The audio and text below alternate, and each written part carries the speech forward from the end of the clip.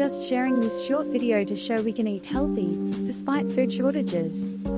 If you watched our video posted on the 12th of January, you can see there are food shortages in supermarkets and shelves are empty in our area.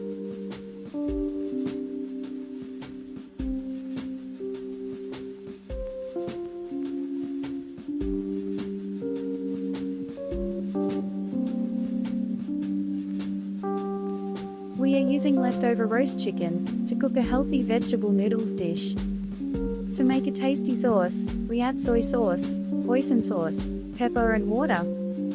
Looks like vegetable soup, but all the water absorbs once you add noodles.